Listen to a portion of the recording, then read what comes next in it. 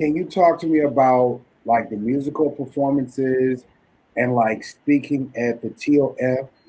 Like what is that experience like?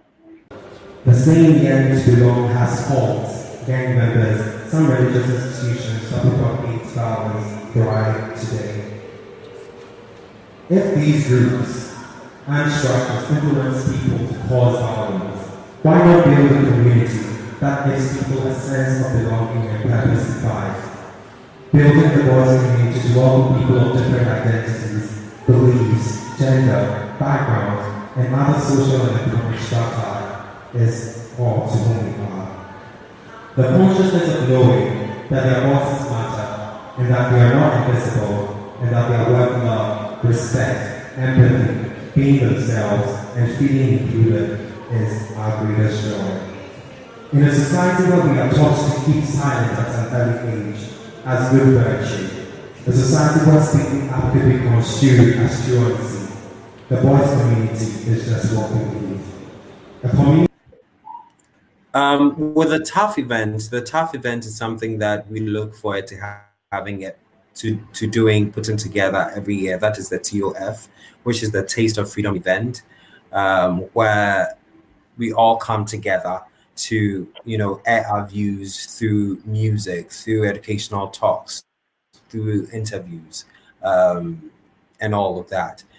With the voice community, we are divided into different departments where talented young people are able to use their talents in giving themselves voice and giving other people voices as well. So they we are grouped into the boogies voice. The boogies voice has to do with dance. So hearing the word boogies, boogie is almost, I don't know if it means the same thing in America. I think that's where it comes from. Boogie. Boogie. I don't know. But Like boogie it's is like has to do with dancing? dance. Boogie has to do with dance. I felt like it comes from America. I don't know where that comes from, but it's a thing. It has to do with dance. Boogie's voice. So that's a department that's responsible for dance, where they use dance to tell a story, to talk about a situation, to talk about. Oh, so with the Boogie's voice, they are into music, so they're into dance and choreography. So they use the dance and choreography to talk about situations, to talk about situations that to them. So they can talk about rape, they can talk about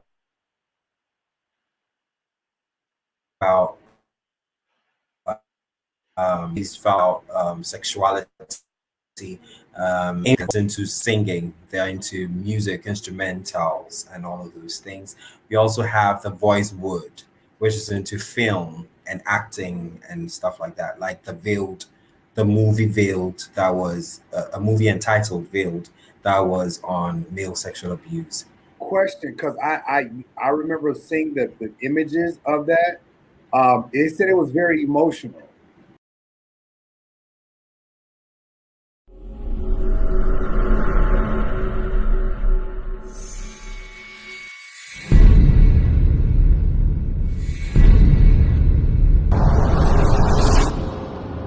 My name is Akol.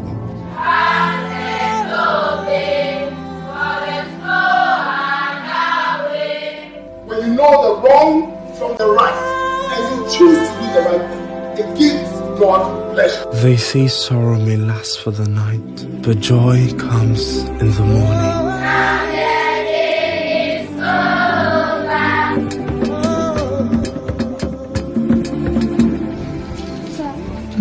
Please, I have something to tell you. It's about something.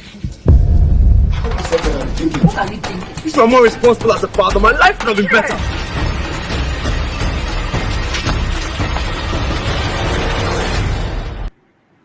Yeah, I remember when after the movie Veiled, the premiere, we didn't really see people react to that as much as when we started taking it to schools.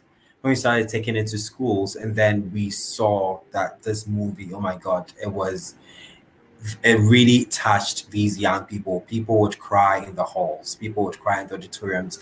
And after showing the film, they'd come to us and say, oh, I experienced that too, but I'm not going to talk about it. Usually it's such a harsh thing Now it's for called veiled, um, VELIED. VEILED. Now is this where can this be found? It's actually a production by the Andisian production, which is now Ways Rule production. And the voice, I was the production manager on it at the time. At that time, we had not really put together the Voice Foundation and the voice community. So we have the Veiled, the trailer of the Veiled on YouTube. But the film in itself is still by the production, they've not placed it on air. And the premiering was also covered by certain media houses. So we Okay. have the premiering, but we don't have the film itself on the internet.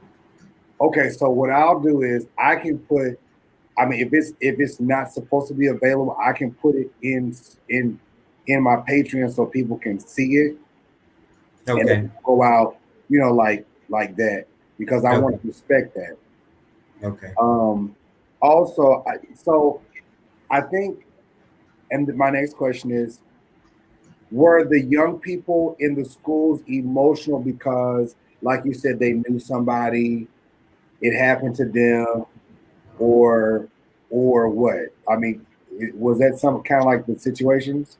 I think it was a lot of things. For the movie, even without experiencing that, one thing that we often want to do, even in our podcast and in different things that we do, is that we always try to capture the emotions of people watching or listening to podcast or having any encounter with us in any way. I think it was emotional, and the pathos of the plot was also very strong. So you might not have to experience that for yourself to feel engaged. But for a lot of these young people that were crying in the halls, they were doing so because they have had a personal experience, or they've known someone who have had that experience in the past. So that, I believe, that was what was happening. And so the movie, the production, um, is produced on male sexual abuse. It's a film produced on male sexual abuse. Yeah, the main thing that we highlighted in the movie was male sexual abuse, even though it includes other forms of GBV, gender-based violence. Male sexual abuse is the main theme of the story. So I think that that's a good segue to another question. Um,